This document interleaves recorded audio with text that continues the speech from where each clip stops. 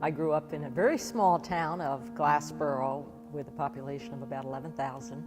My father was the mayor of our small hometown during all of those impressionable years when I was growing up. I had a twin brother, an older sister, two younger brothers, and it seemed like I was always trying harder to keep up with all of them. So I think coming out of a large family makes you somewhat competitive. So I gained some spirit of competition, and it worked for me.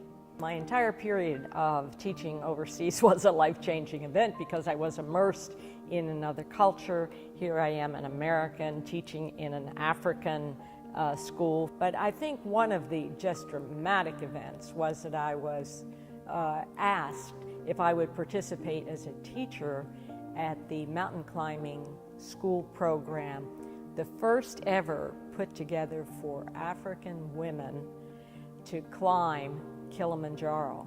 And you just had this exhilarating feeling like you work, you train, you understand one another, you help one another, and you can make it.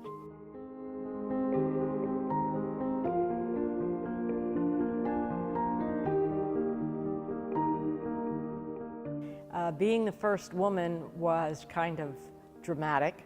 While people thought it was somewhat unusual, after a couple of meetings they said, well, she votes just the same way that the men do, you know. There wasn't any difference. And I was still interested in education when I finished my 4-year term.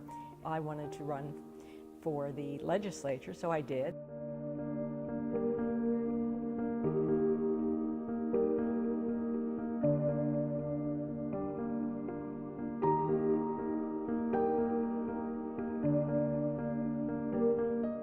And I think if there was one thing that people asked about, it was, what are you going to do with these kids?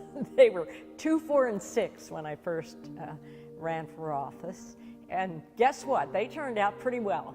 You know, I have among them a member of Congress, I have a judge, I have a former legislator, and a PhD educator. So my children benefited greatly from those experiences.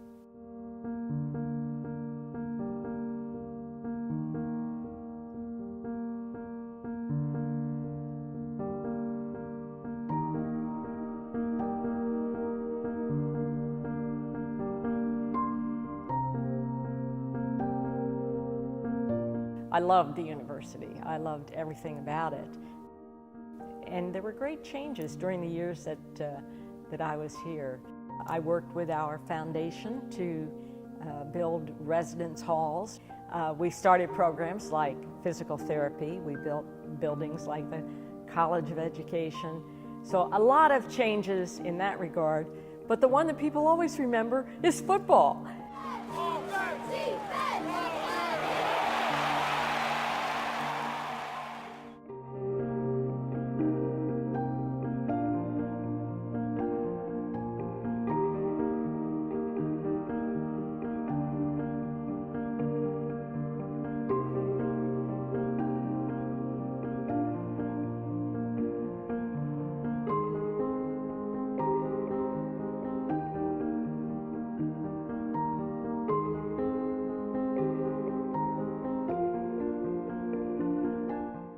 Well, it's an honor, and I'm humbled by this. I remember very well a group of us, including, of course, Carol Morsani, said, yeah, let's try to build that first group of donors who will make substantial contributions to WLP.